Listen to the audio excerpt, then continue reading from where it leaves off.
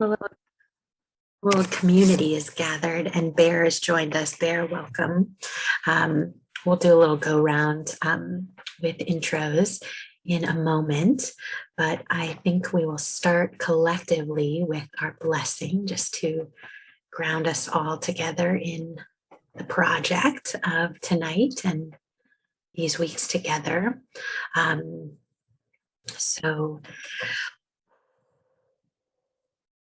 I'll just say I'm so grateful to be healthy, um, and just really maybe dedicate tonight to all those who are in need of healing, um, and all the doctors and scientists working so hard right now. Boy. It's such a scary time. Everybody be very safe. Cool. So I see, I'm not sure how to pronounce Esler. Is that you? Great. Welcome. So happy to see you. And we will begin with the blessing and then we'll just do a go round of intros. So Esler is just kind of presencing the intention, the kavanah to dedicate our learning to those who are in need of healing and to all the scientists and doctors who are working so hard and all the frontline feels like everybody's a frontliner these days. Okay, everybody. So take a breath or a sip or, whatever is your practice to kind of ground. And here we go. We'll say the blessing and everybody's welcome to say it. And you'll see the Hebrew and the English and the transliteration. This is my kind of twist on the blessing. So feel free to say it in any language you'd like, or just the silence and intention of your own heart. Baruch atah Adonai, Eloheinu melech haolam, asher kiddushanu b'mitzvotav v'tzivanu la'asok b'divrei Torah.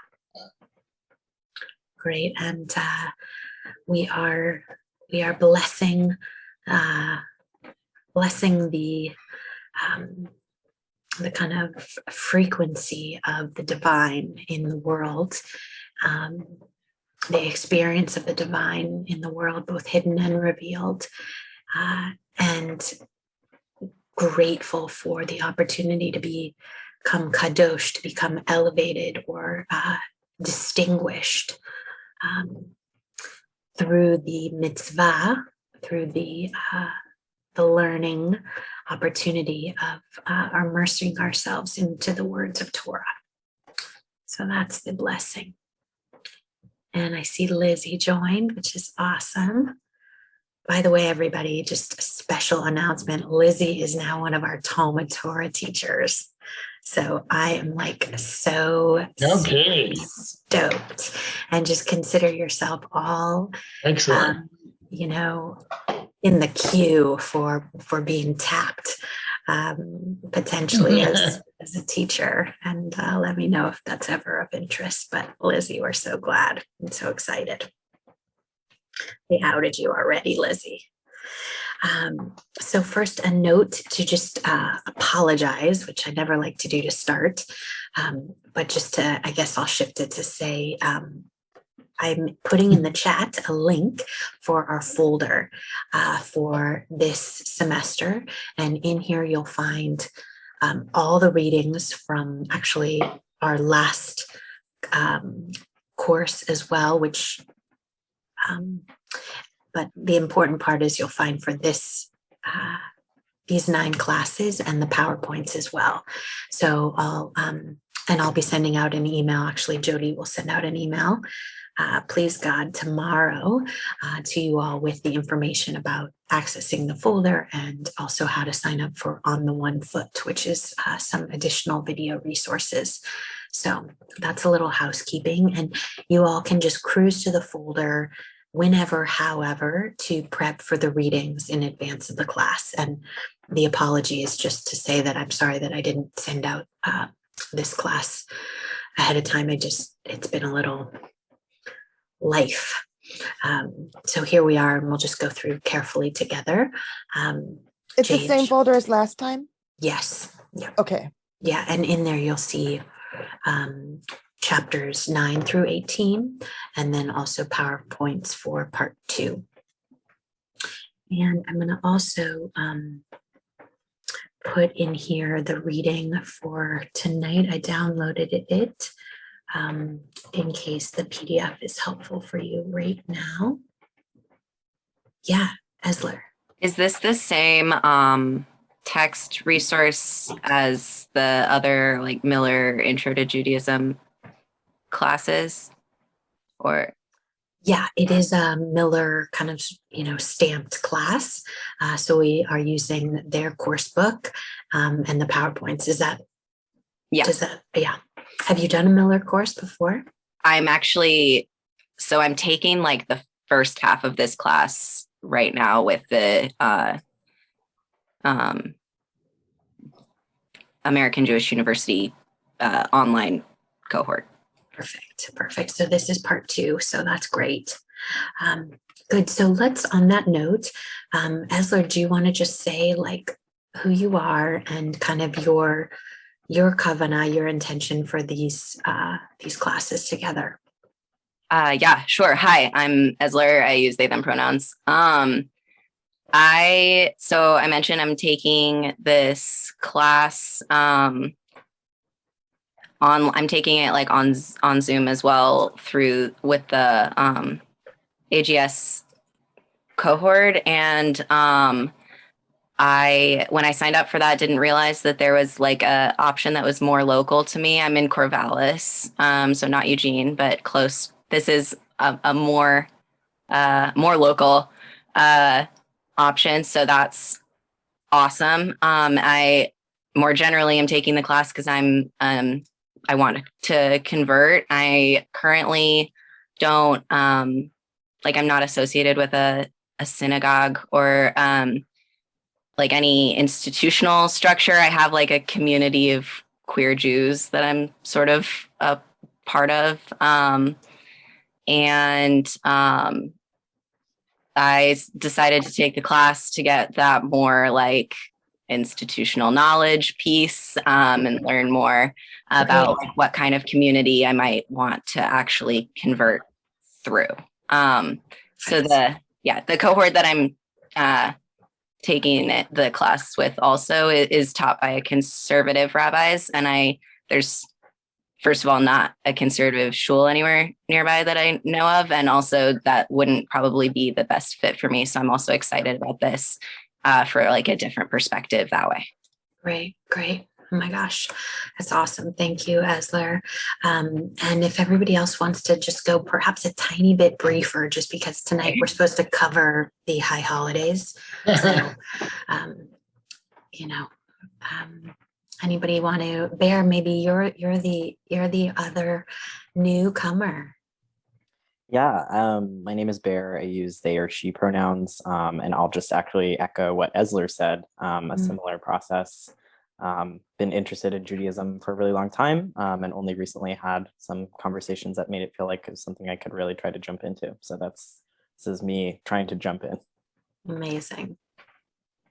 So great. And are you in Eugene or Corvallis? Or I'm also in Eugene. Okay. Oh, right. You said cool. Okay. Well, you're both just uber welcome to TBI all the time. Great. Jade, should we go Jade, John, David, Lizzie, Dana? Sure. Cool. Go for it, Jade. I'm Jade. I live in Dexter. It takes me 19 minutes to drive to TBI. I'm a little bit south of Eugene in Springfield. I have a Y chromosome in my background, so I can't be considered Jewish until I finish a process. So I am taking this to convert. I also started the Reconstructionist B'nai Mitzvah classes because I really want to chant Torah. And I take a lot of classes online. And I like to take a lot of different things too, like Orthodox and Humanist. And thank you. John. So here's John. I'm from Vancouver, John Martin. So I'm ways off, but I have been to TBI for services. It's been quite a while, and I just happened to check the website. It used to be a website, and it was really nothing more than the calendar. So years went by, and I looked again, and here was this beginning Judaism class. And boy, I really fell in love. Just a fabulous class. I'm so glad to be here. It's exactly what I was looking for. I've just been thrilled from day to day. And so that's my story. Are you Vancouver, British Columbia or Vancouver, Washington? Vancouver, Washington. David. Yeah, hi, I'm David. I use he, him pronouns. I was part of the first round of this class, and I think something that really stood out to me was the idea of wrestling with God and wrestling with a lot of these concepts. And I really enjoyed the last class because of the wrestling, and I continue to wrestle, and I'm looking forward to being a part of my intention in this in these classes is to continue my wrestling. It's been really powerful. Amen. Very good. Yeah, and David's been awesome to send me kind of share in the wrestling moves. So you're all totally welcome to kind of tap me for emails or thoughts or questions along the way, of course. I'm Dana, and I was raised as a Jewish person, but never learned about actually what being Jewish meant. And my daughter went through TBIA, the bat mitzvah program there, and there were things I really, really didn't like about that process. And so I disengaged, and now I decided that I would like to learn the foundations so I can make decisions about my connection to the religious part, the religion of being Jewish, as opposed to the culture of being Jewish, which I'm very familiar and comfortable with. Dana, really helpful just to hear, the articulation of that project of religion and culture. And I just so appreciate your clarity about what you're doing here. Super. Lizzie. Hi, I'm Lizzie. I use she, her pronouns. I was also part of the part one of this class and have been involved with TBI for a couple of years, mostly through like the YouTube services, but I'm also in the process of conversion with my two young children. And I'm just here to kind of approach this in the most authentic and open-minded way that I can. Beautiful. And I'm Rabbi Solomon. I go with she, her. And I really I'm glad, Lizzie, you kind of passed the ball to me, because I would say, and as I shared with you today, like we are all in the daily process of choosing Judaism and affirming our Judaism. So that includes me in my sense of, becoming a rabbi in order to teach, but really in order to keep learning. So I really love the opportunity to teach this class out of all the classes, because it keeps me fresh, and there's a way in which your questions and your perspectives engage me. So I'm grateful already to each of you for being here. And we're going to dive right in. There is always a ton to cover. Esler and Bear, just to name, there's basically a course book, and you'll get a chapter. The chapter is in the folder, and Esler, you're already familiar with this pattern, but use those chapters as your own kind of notebook to write in and rip apart and do whatever you want with. I've shared with our part oneers that your questions and your doubts and your concerns and your, hell knows, all of those are so valuable because you will look back and say, oh my gosh, I had a thought, I had a question, I had a hell no. So I really encourage you to kind of trace your steps, even if it's, I love sticky notes, like even if it's like a pile of sticky notes that's just for this class, just document your own process in whatever way you think would be kind of weaving for you, because we'll build, each class is individual, but we're definitely going to pull some of the language and the vocabulary from part one. I'll try to be sensitive to that, and everybody feel free to help. There's a glossary in the folder, but glossary, it's like, how do you glossarize like an entire civilization? I'm not sure, but no. So it's not sequential. So like tonight, high holidays, boom. But what's fascinating is that what we begin to see is that there's like this hologram almost, or kaleidoscope, where the pixels of each of our classes, each of our individual classes kind of add up to build this whole image.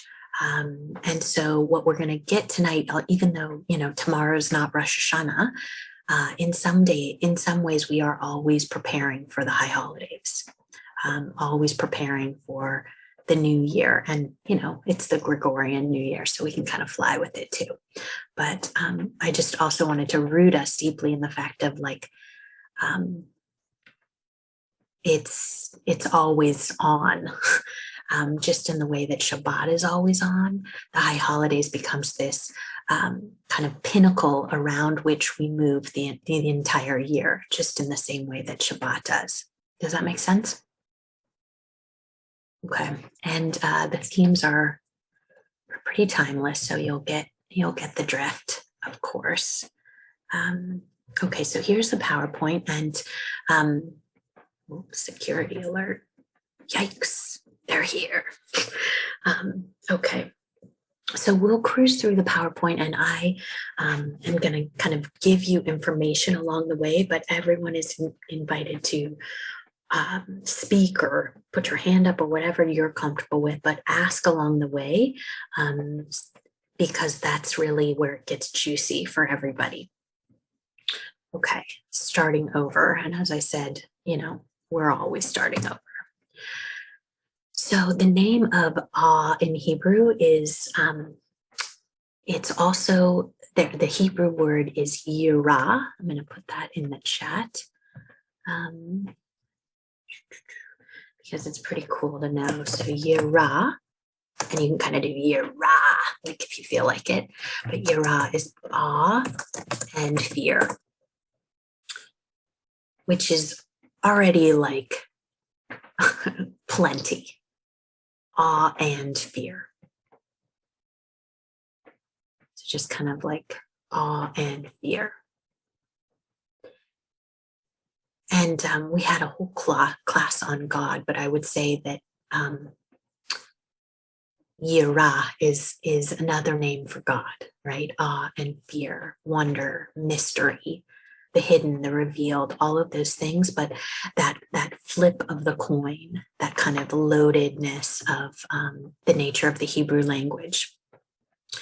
Okay, so days of awe.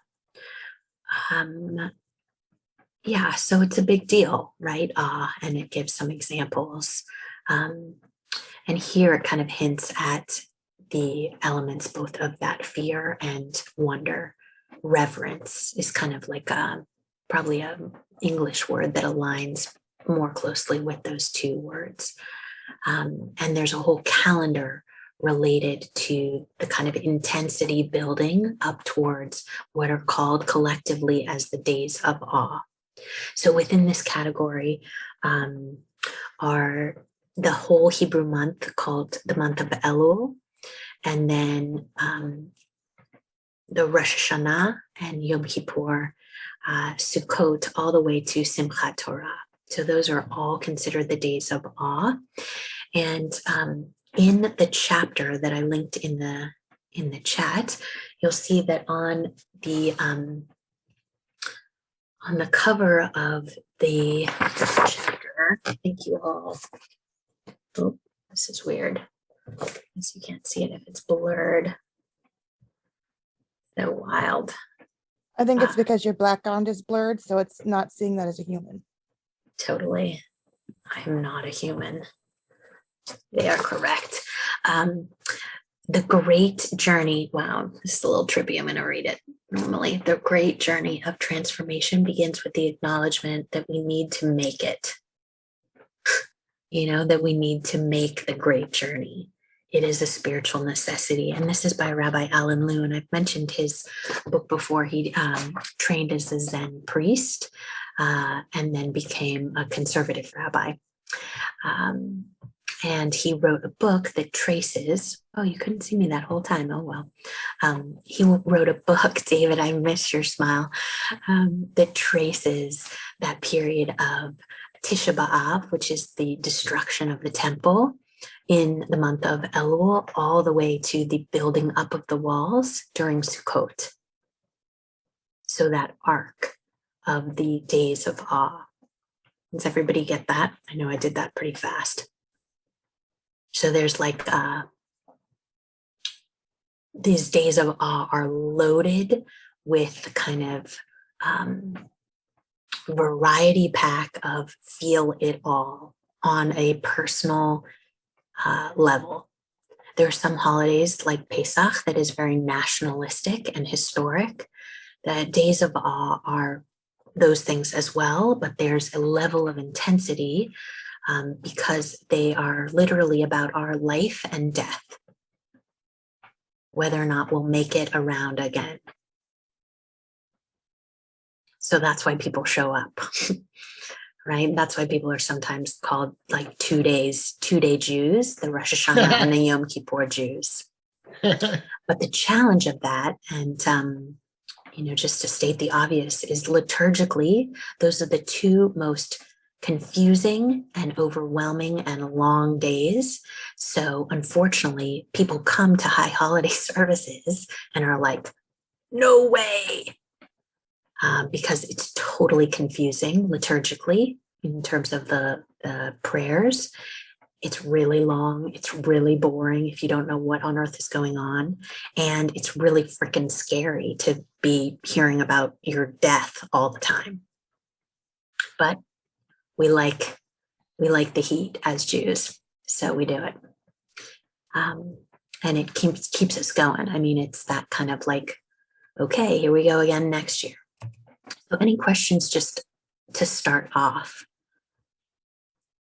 about days of awe, or kind of what we're, the arc that we're navigating? Yeah. Yes, Rabbi, would you go over the arc again? Yeah, so it starts, and I'll put it in here.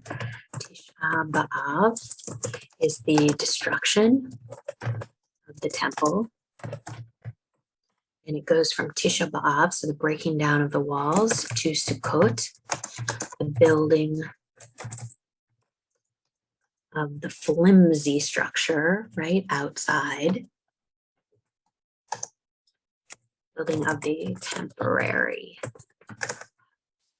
outside. And that's the arc that is described in Rabbi Liu's book that's quoted on the front. This is real. And you are completely unprepared, which is an incredible book on every level. One of the books I've read most in my life.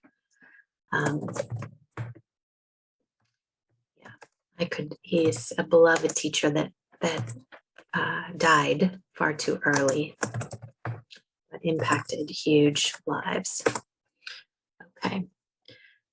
Does that help, John? So it's that arc from kind of the heat of summer to the crisp of fall. Those are all part of the days of awe. And you'll see it a little bit more here in this PowerPoint. So let's just cruise forward. And screen sharing has stopped.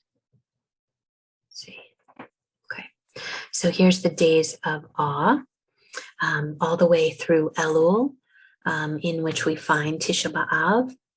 And this is saying it's only through Yom Kippur. I would tack on Sukkot to this.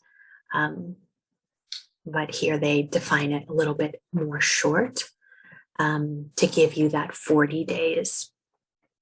There are a lot of 40-day periods in the Jewish calendar. So the two big concepts here that are named are, so Elul is one of the Hebrew months, and this is the month of preparation. And the shofar, if you're Sephardi, if you're from a Spanish or Portuguese or Moroccan kind of background, they traditionally blow the shofar every day of the month of Elul and do slichot services, do the service for forgiveness every day in the month of Elul. So in some ways they'll have like 30, 50 days of Rosh Hashanah and Yom Kippur. So it's very deep. Within the Ashkenazi community, we do slichot the Shabbat evening, the end of Shabbat, the Shabbat prior to Rosh Hashanah. That's when we do the slichot service. But the entire month of Elul, we say Psalm 27, which is the psalm speaking about God being our light and asking for one thing, to dwell in God's house, which is really a request to live another year in a certain sense. So it's during this time of Elul that we do what's called Cheshbon HaNefesh, which is the reflection of the soul. A cheshbon in contemporary Hebrew is a bill, like when you go to a restaurant, cheshbon bavakasha, you ask for the check. But here it's on a soul level. You do a spiritual check. So a cheshbon is the check, and the nefesh is the soul. Rosh Hashanah, the head of the new year. And everybody, I should just pause to say, like, I'm giving you a lot of information. So feel free to like mute me at any point or slow down the, cadence or whatever you can do. It'll be in your reading packet, and there's always more to learn. So I just want to kind of note that you don't have to get it all tonight. None of us can. Any questions though so far just on that chart?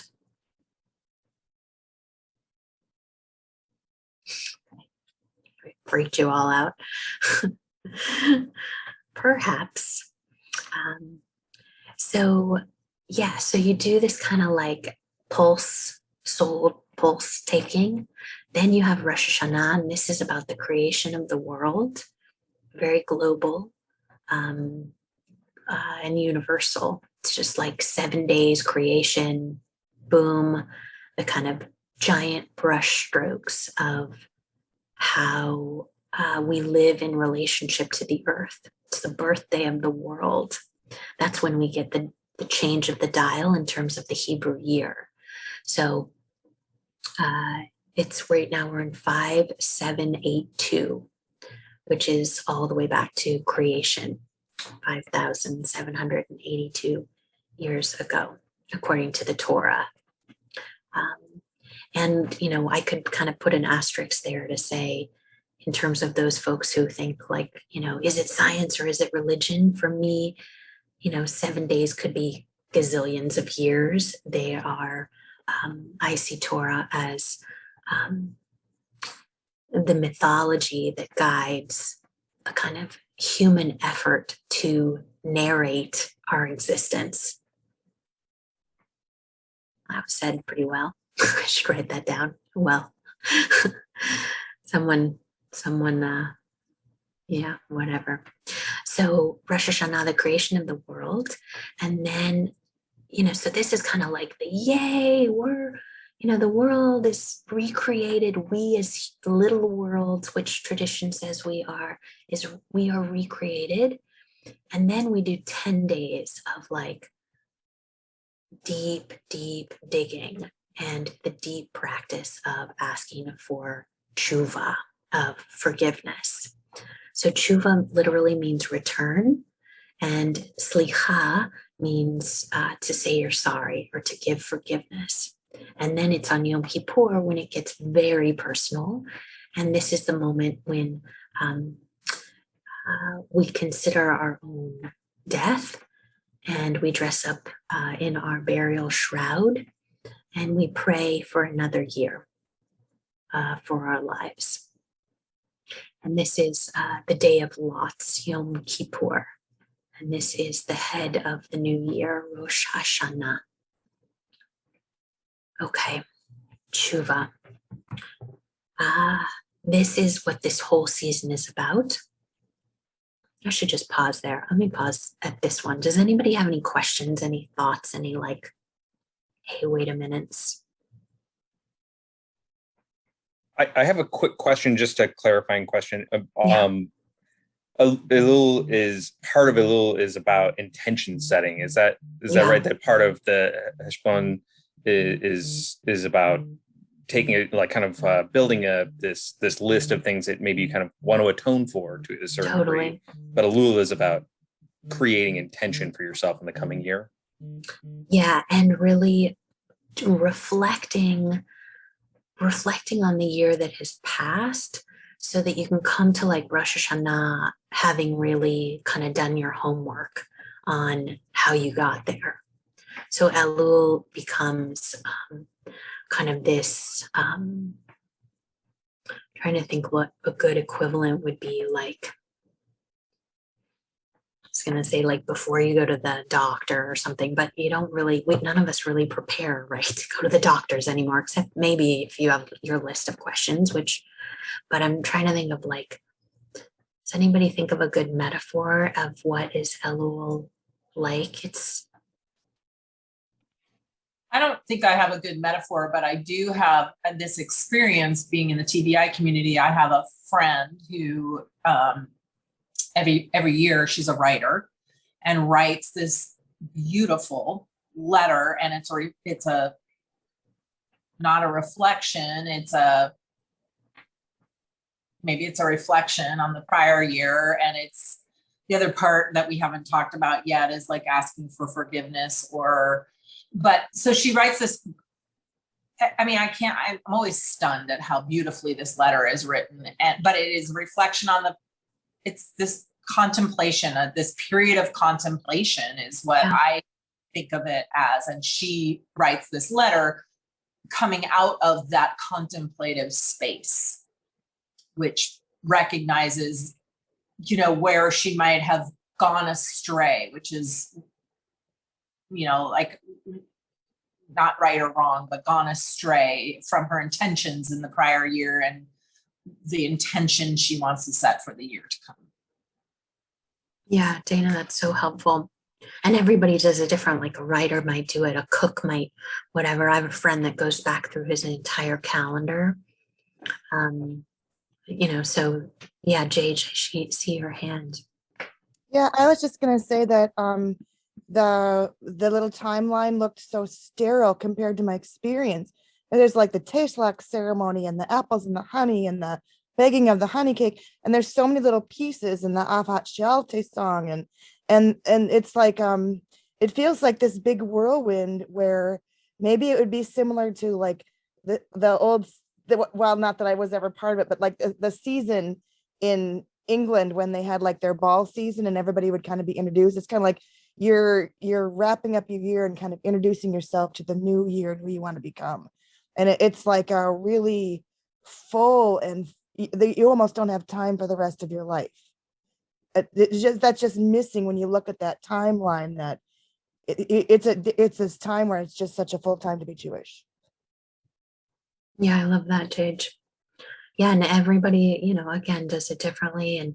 But I think, David, I'm also, knowing you a little bit now, it's also, it's the kind of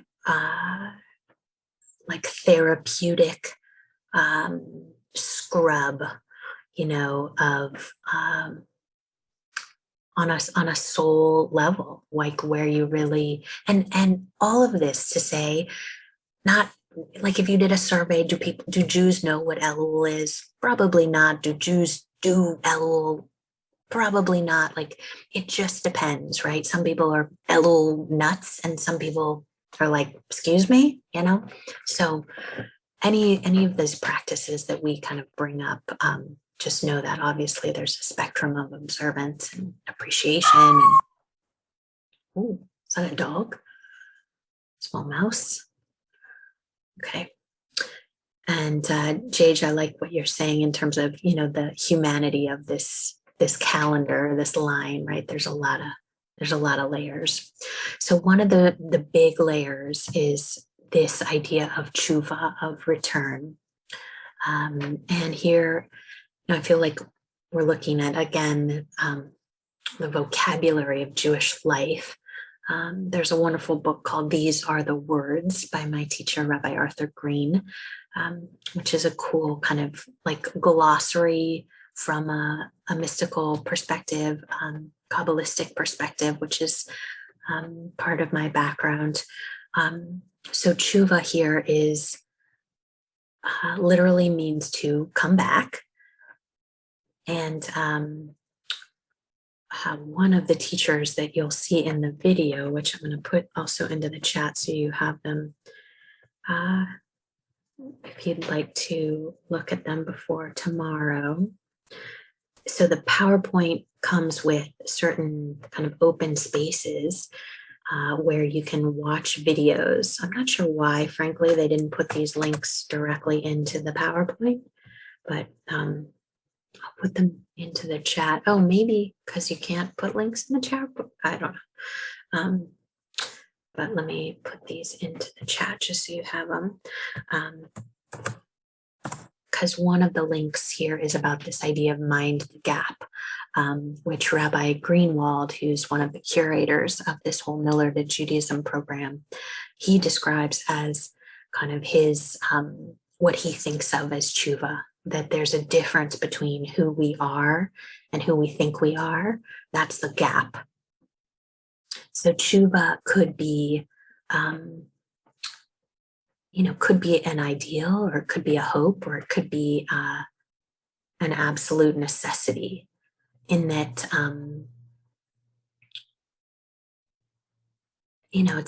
it's like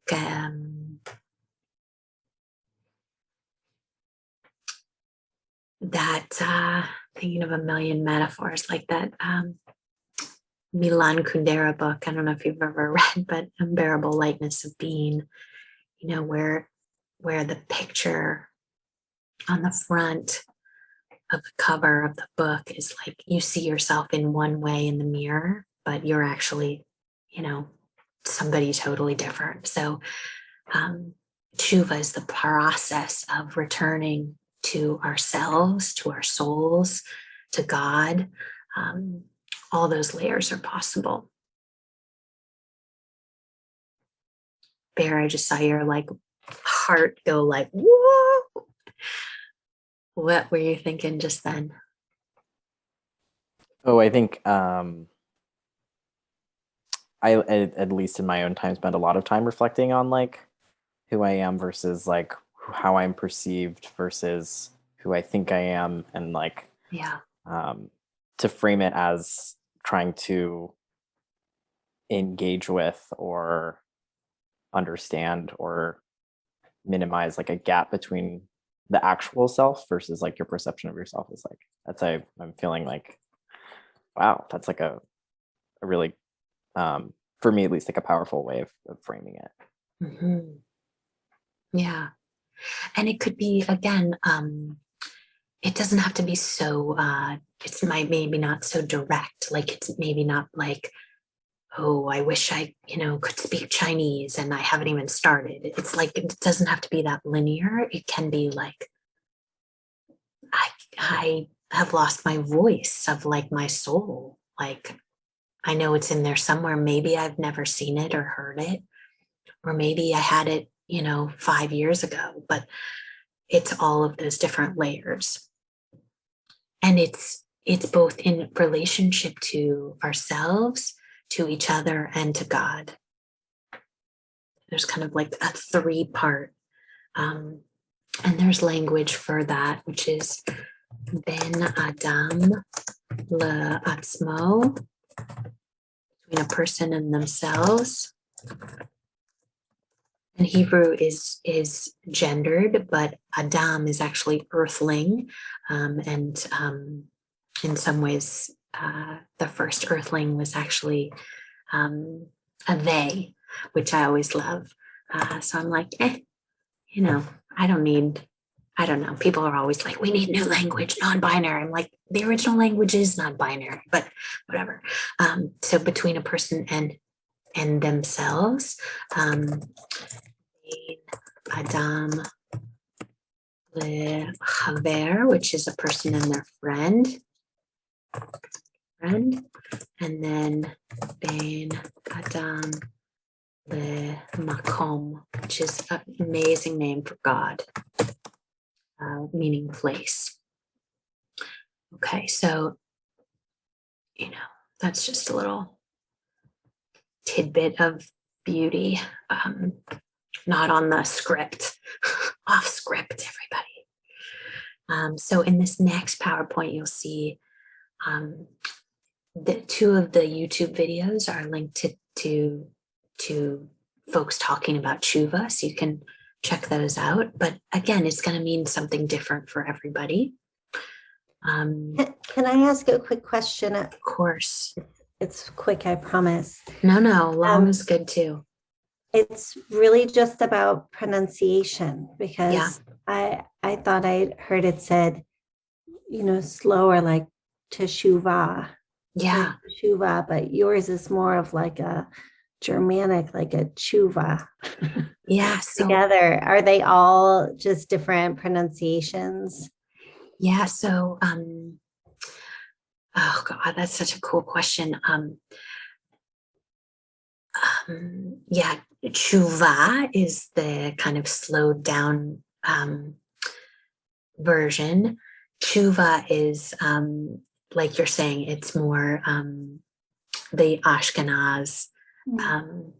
But yeah, and it depends, like my brain, it's hard to go from English to Hebrew. So I'll just do usually the shorter Hebrew to not be so like, Santiago, Chile, like in the middle of like, are you going to, So yes, you're hearing it.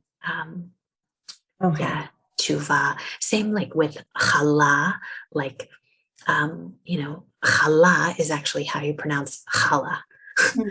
But I probably wouldn't say challah, in this context. But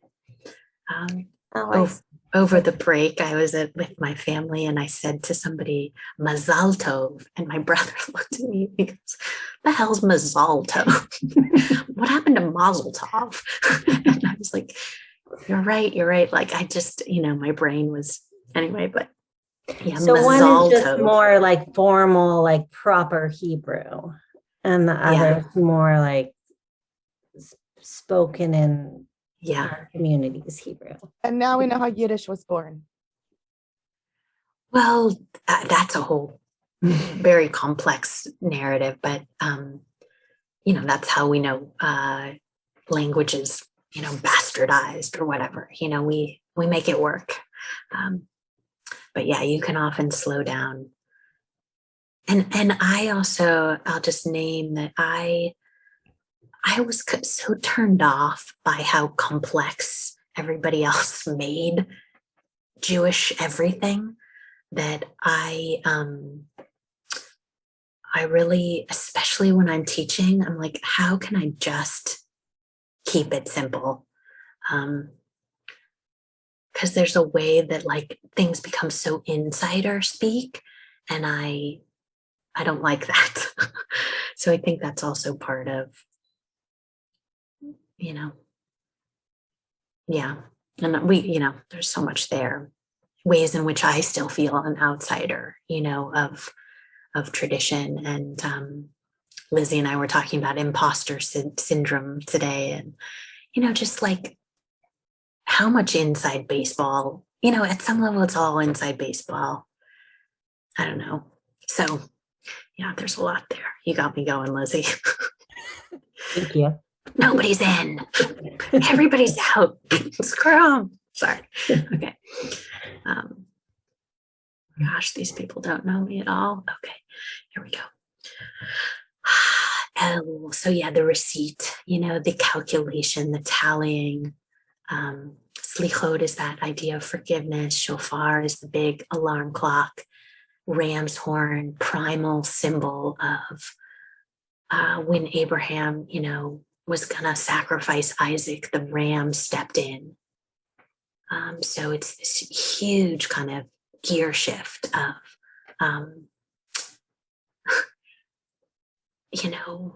basically we are not Christians. Like no one is going to die for our sins. It's just us, and we have to wake up.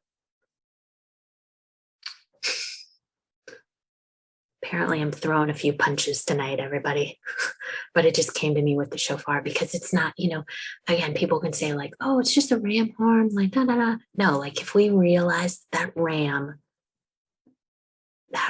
was a huge moment in Jewish history when we didn't say humans die, we said animals die. And now the rabbinic tradition comes in to say, nobody dies. Our prayers rise up from our hearts and go to God. Our prayers are the embers now that burn instead of the people and instead of the animals. David, I see your eyes. What are you thinking? I'm just thinking about the evolution of these things over time, and I think something that again continues to stand out to me is just the evolution and adaptability of Judaism. I think that just something that you said earlier about some of this this mythology of understanding and interpreting our world, continues to these stories and understandings and interpretations of them continue to evolve and develop over time, and the way we understand them is that I don't know, just stands out to me. So I was appreciating that. Yeah. And you right now, what's going on in your brain and your processing and your kind of synapses of association and imagination, that is the continuation of the revelation of Torah at Sinai. That's what's so nuts, is like the margin both exists and is kind of an illusion because it just keeps expanding. And that's where the role of rabbinic commentary is so profound, is that we keep interpreting. Yeah. And the Torah that then you teach based on this class is like a continued unfolding, When you talk to your cat later about what went down tonight, that's still the unfolding. Okay. So yeah, and this, again, this receipt, like who's keeping it? Who are we giving it to? Who wrote it? Right? Those things keep kind of like coming into focus and out of focus between us and each other and God. And again, my teacher would say, God's probably doing the same damn thing.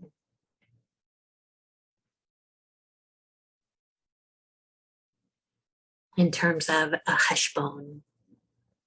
If I were God, man, totally take stock. Try to change it up. So here's the apples and honey that JH were speaking of. And this is based on a profound midrash about, I think I mentioned it our last few classes, but that the women would give birth under the apple trees in Egypt. And the honey, this was honey not from bees, but from dates from the land of Israel. So it's all about, again, that recreation and the sweetness. And what's so cool and interesting to think about is Rosh Hashanah comes before, and there, Lizzie, did you hear that? How I said it? I slowed it down a little bit. Rosh Hashanah, like da da da. Rosh Hashanah comes before Yom Kippur. So we kind of douse ourselves in the sweetness, the global sweetness, and then we do the kind of personal whatabouts and I screwed up, which is there's a lot of commentary about why is it that we go into the sweetness and then go into the hard stuff. And we could spend time there. Yom Kippur Rosh Hashanah has 3 different names. Rosh Hashanah is one of them. And then meaning the head of the new year, the, and Shana is the year. Yom HaZikaron, the day of remembrance. And Yom Truah, the day of the blast, meaning of the shofar. Okay, and then in this, in your list of links, you'll see there's a lot of beautiful comments on the shofar. That one, Lizzie, by the way, if you say it really fast, you're like, where are you going, Miss Daisy? So, or you can do like shofar, show good, and, you know. Okay, so this is taking us through that little timeline, 10 days of tshuva, making amends, and, asking for forgiveness. So here, I would pause to just say that we have to first recognize what we did wrong, deal with ourselves, deal with each other, and then go to God. That's the progression. And even then, God might say, go back and do it again. So it's not easy. It's like that brutal soul work. But it's year round. That's why I say, like, even though it's not Rosh Hashanah tomorrow, like we're always doing this. And in the reading packet, you'll see there's an evening Shema prayer, which is basically a mini Yom Kippur every night. So it's like heavy lifting nonstop. But hopefully, we're carried a little bit as much as we're lifted or lifting. So this beautiful picture of folks throwing their breadcrumbs, a little bit of an environmental disaster, but the idea that we basically kind of empty our pockets, empty our schmutz, and return it even to life. The idea of throwing breadcrumbs in the ocean is that the ocean is the biggest mikvah in the world, the biggest renewable source of water, and it's alive. So we throw what is like excess or what is dead into a body of water, of living water, to renew ourselves, revive ourselves, return ourselves.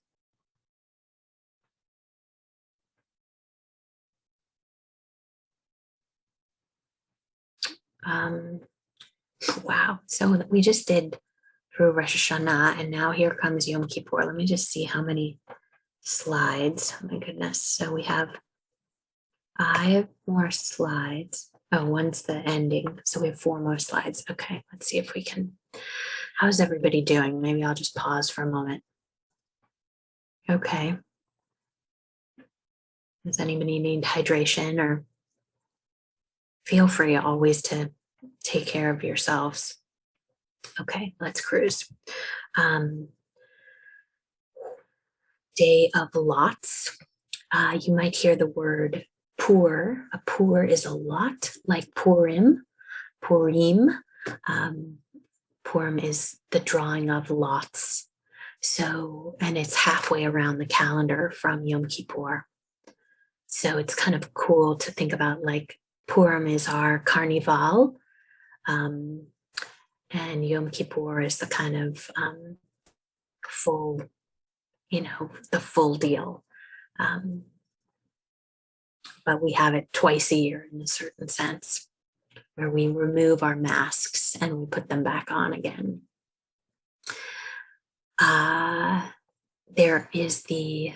This is all of the vows, referring to one of the major prayers of Yom Kippur. All the vows, we annul all of our vows. And it's kind of this trippy thing because we do it as a community. So Rosh Hashanah and Yom Kippur, I would say, are deeply communal times. It's nearly impossible to do Rosh Hashanah and Yom Kippur by yourself.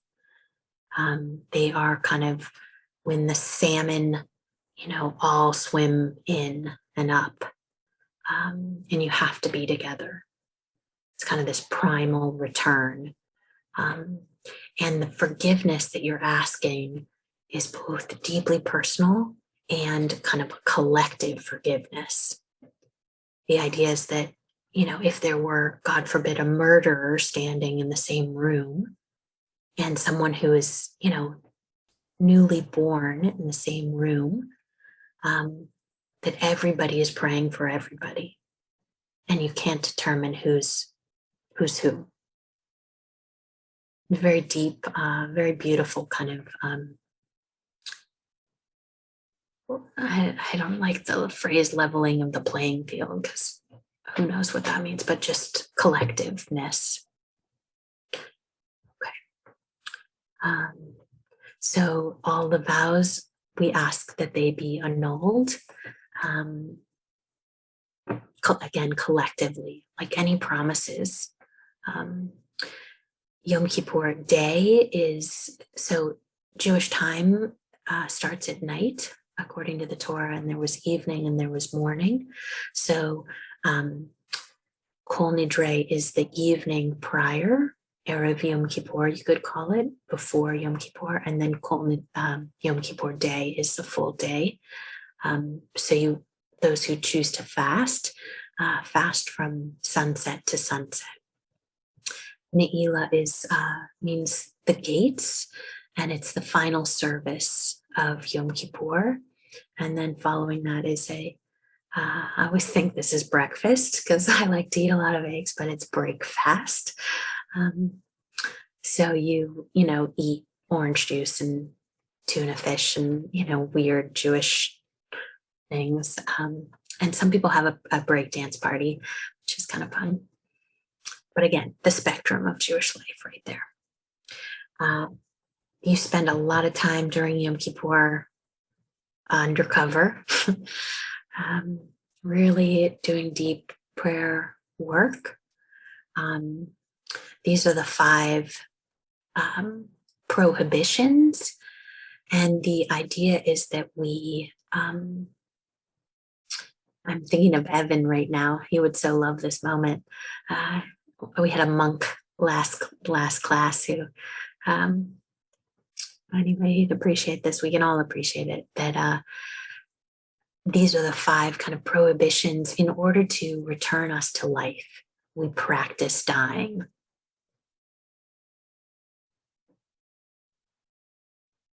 So we don't do things that living people do. We get really simple.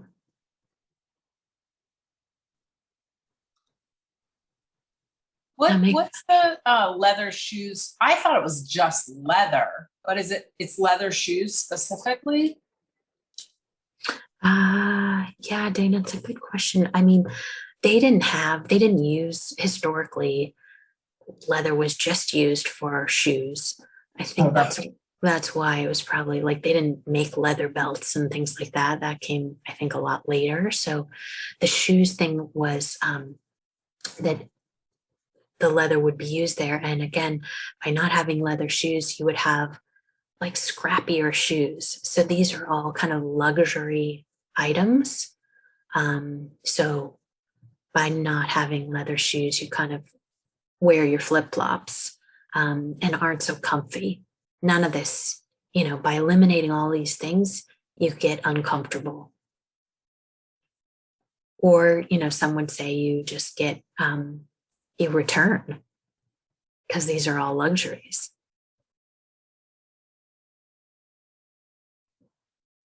Does that make sense, Dana? And everybody? Or not make sense, but does that resonate? Or And I don't know if this is relevant. It probably isn't, but it was in our world. My daughter has a chronic illness. She can't go without food. yeah, And so in various places, whatever these commandments or rules or whatever, they're not commandments, but if you have an illness, it's like your preservation comes before these. You absolutely. probably Yeah. Always the value of pikuach nefesh, saving a life, trumps Right. absolutely everything. Pikuach nefesh, saving a life. It's the same for nursing mothers or pregnant people too. I was nursing the last two Yeah. fasting times, and Rabbi Ruhi gave me some kind of a formula, a special thing that was permissible to drink, but in certain intervals. Yeah. I don't know the specifics of the timing, but I'm sure Yeah. there's a very good reason for it. Yeah, to keep you alive, Yeah. but to not make it so luxurious. Yeah, it was like little sips, like every, Mhm. you were taking like the tiniest little sips regularly so that you never had to like gulp it. It was, Right. Yeah. Yeah.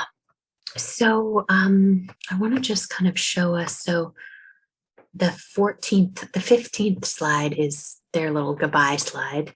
The 14th slide is this cool poem that you can watch a video about, just a poem I love that they included, which is cool. And the woman's name is so amazing, Portia. Who wouldn't want that name? Or I shouldn't speak for everyone. I would like that name, kind of. So that's a cool poem. And then there are these two text studies that I thought we could spend a little bit of time on. So maybe, how does that sound to folks? And are there other questions you want to, or experiences or ideas?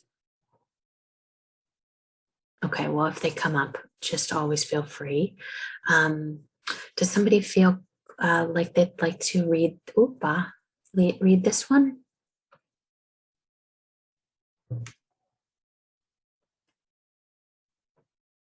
It's mostly English. I was going to say it's just English. I can do it if Cool. no one's jumping at it. Teshuvah, Teshuvah, and Yom Kippur only atone for sins between people and God. Bein Adam Makom. Oops, sorry. Wait, Hold can you on, make it Lizzie. bigger again? Yeah. Sorry. I just was trying to. I remember what I was going to. Anyway, who knows? I was going to check. Anyway. It's like an eye test. All of I us. know. Hold on. Yeah. Okay. Wait. There we go. No, it's the other one. Was it that one? God, see, this is why I need the fuller picture of the It's the next one. PowerPoint. Boy, I think I know. Okay, so here Mhm. we go. What is complete tshuva? Okay. Oh, really? Yeah, That's I think the I one had that's it. right. Okay, that's okay. Can you make it a little Yep, bigger? coming. There we go. Okay. What? Thank you. Oh, I What know. I is- was gonna mute myself. That's funny. That's why I was looking. Okay, keep going. Oh. I'm gonna mute myself. What is complete teshuva? A person who confronts the same situation in which they sinned when they have the potential to commit the sin again, and nevertheless refrains and does not commit it because they've resolved to live differently and not because they're being watched or is physically unable. Anyone who verbalizes their confession aloud without resolving in their heart to change their ways can be compared to a person who immerses himself or their self or herself in a mikveh while holding the carcass of a slimy lizard in their hand. No subtlety, right? Yeah. Go big or go home. So this is the Rambam. Moses Maimonides was a physician, in addition to being one of our great commentators. And these are his Mishneh Torah. It's Mishnah Torah, which are the laws or the teachings about tshuva, about repentance or return. So the first question, and this is chapter 2, verses 1 and verse 3, just to orient us all to the page. What is complete tshuva? So how do you know if you're done? Right? Or how do you know if it worked? Might be another way to say it. So does somebody want to kind of re-summarize? How do you know the response to how do you know if it worked? In your own words. When life gives you the chance, you don't do it again. You make a different choice because you changed.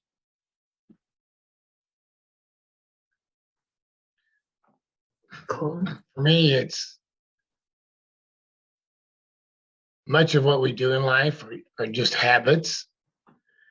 And depending on how you look at it from a psychological perspective, I don't see that people actually can fundamentally change that much, but they can change their habits. And that is that's what you're doing in teshuva. It's very, very, very serious, very deeply personal. But if you if you look back and you're just like thinking the same thing as you did 10 years ago, you haven't changed much there. So it's a hard look, but to me, teshuva is the overarching subject of Yom Kippur.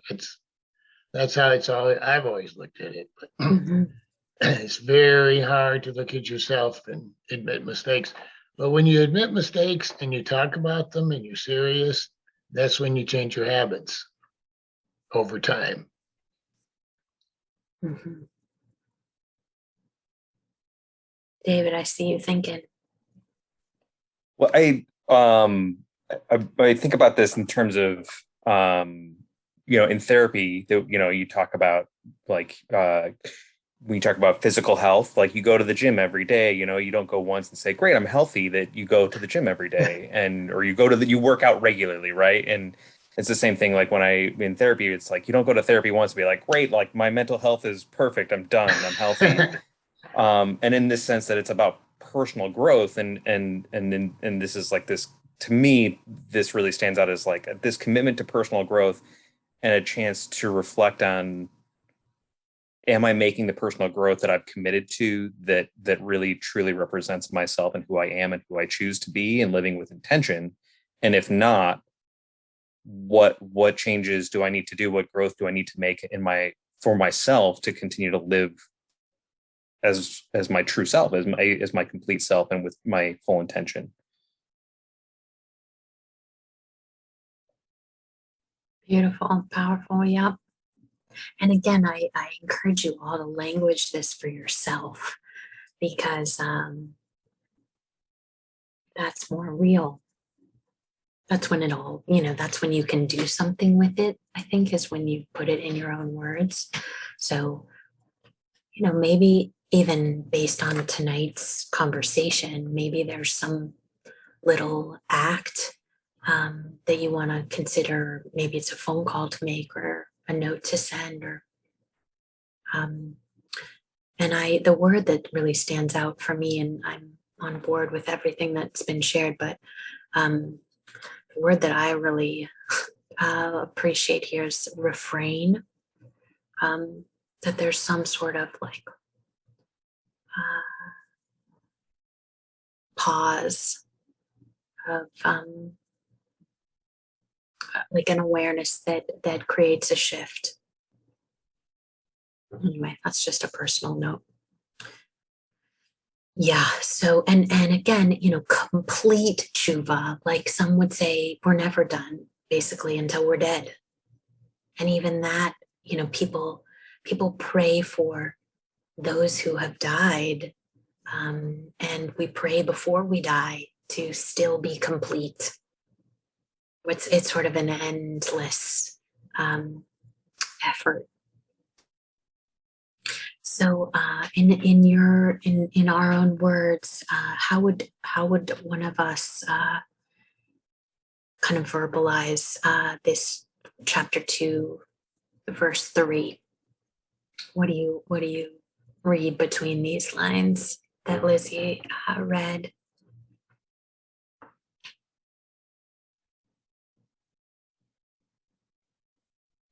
I think that it's showing that if you are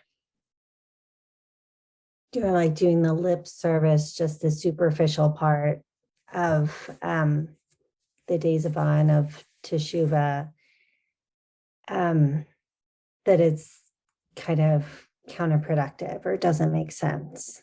That's where the slimy lizard comes in, because you go in a mikveh, you can't even wear nail polish, right? You have to be totally clean.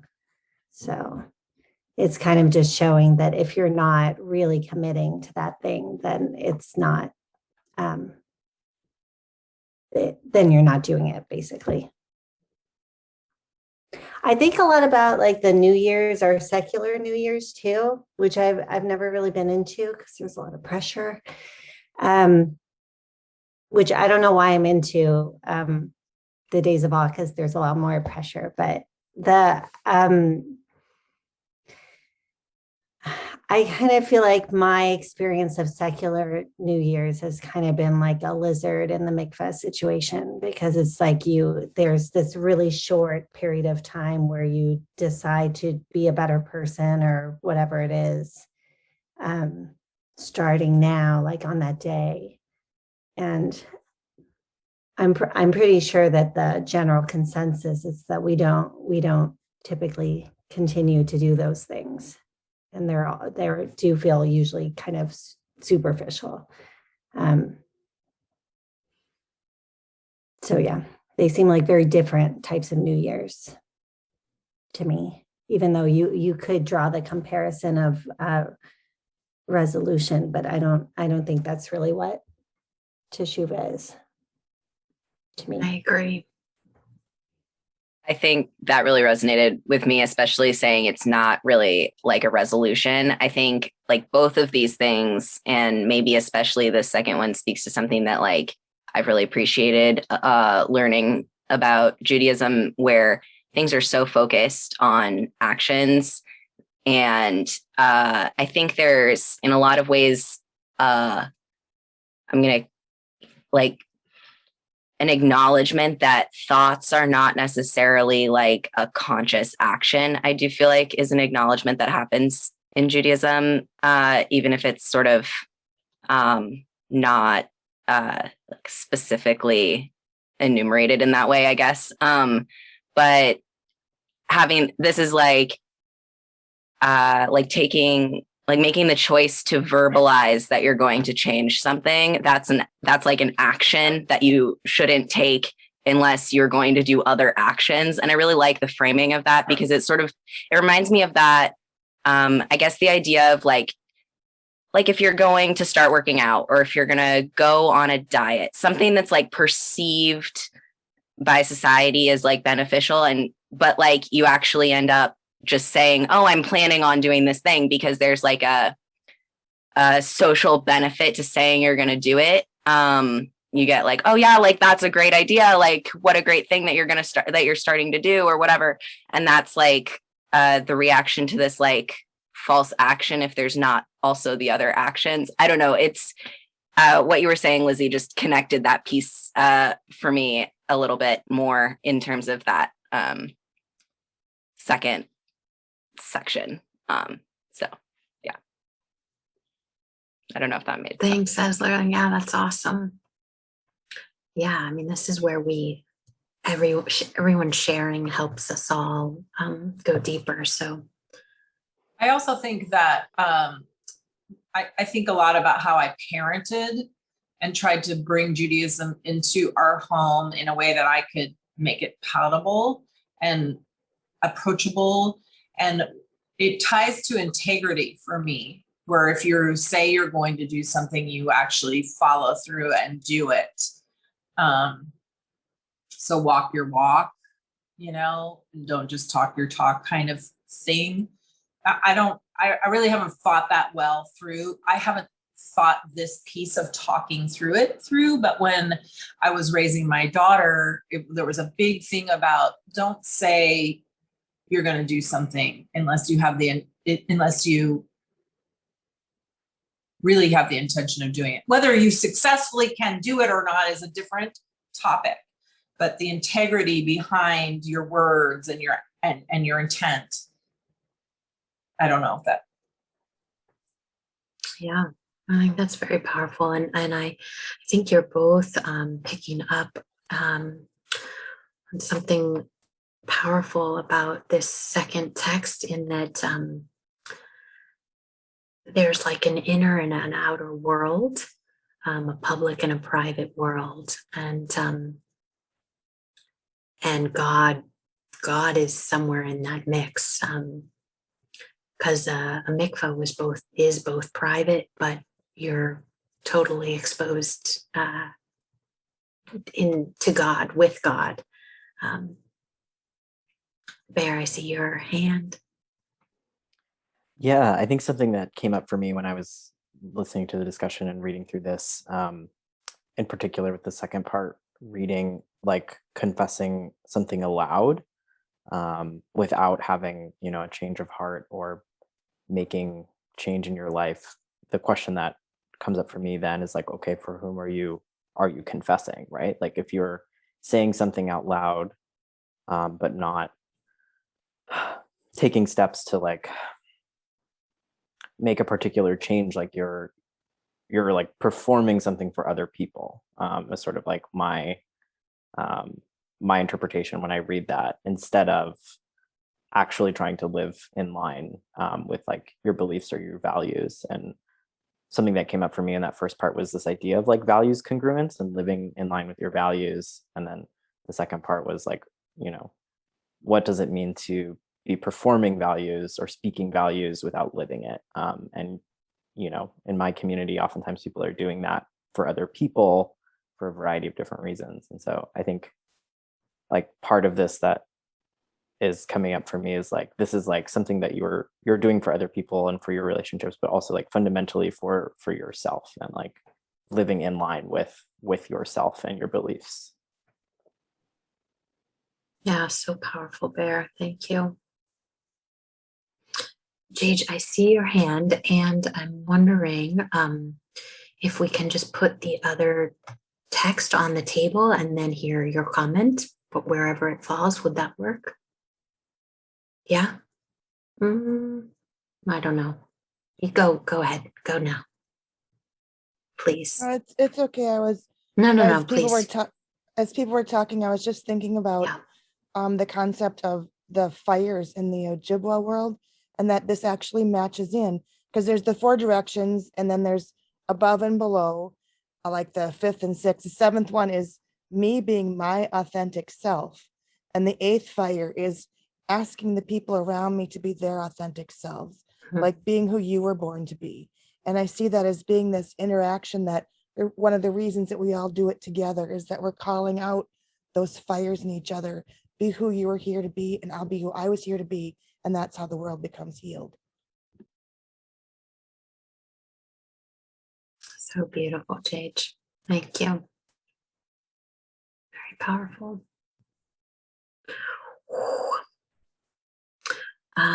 Here is these verses are just so deep. Somebody feel called to read, and we might just get to the top one. Let's just start with one. Sure. Teshuvah and Yom Kippur only atone for sins between people and God. Ben Adam Lamakom. Is that? For example, if a person ate a forbidden good or engaged in work on Shabbat and the like. However, sins between human beings, Ben Adam Lahavaro, for example, someone who injures someone, curses at someone, steals from him, or the like, will not be forgiven until he seeks forgiveness from the person he harmed and makes the necessary restitution. Great. So what do you all make of this one?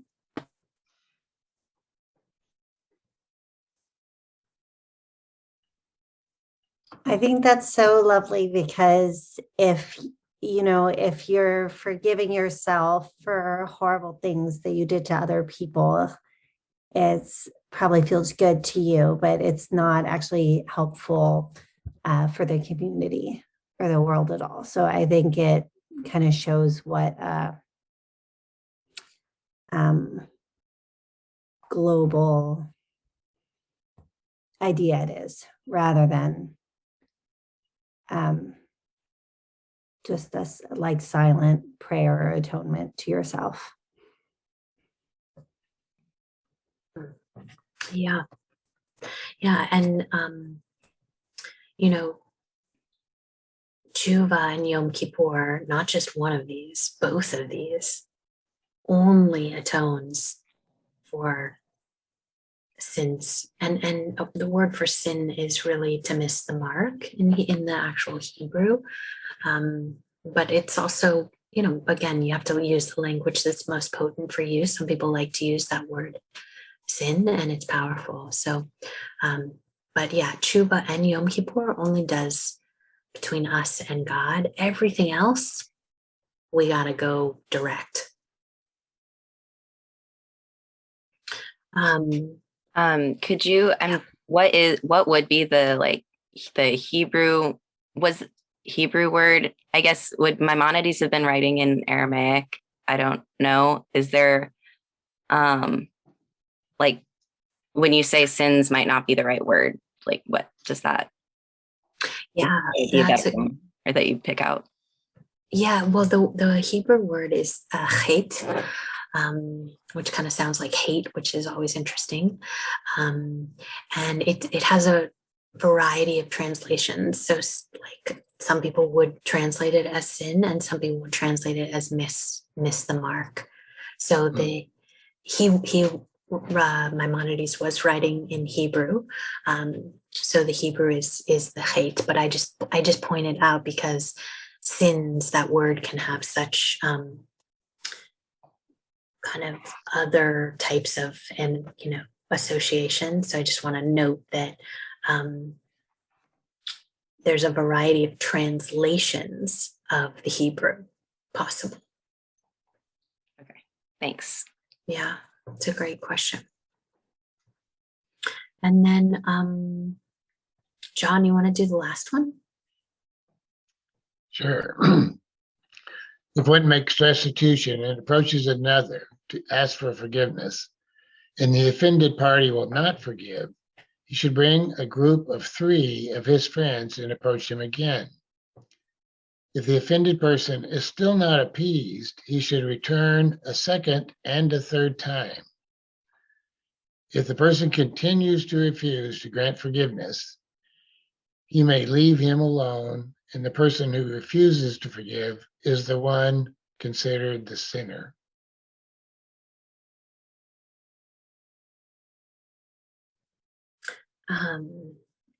There's a whole very complex choreography of how we do this process of asking for tshuva.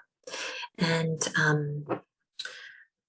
you can see, this is only chapter 2 there. I can't remember how many chapters, but there are a lot of chapters related to tshuva. And this 2.9b just gives one kind of layer of the illustration that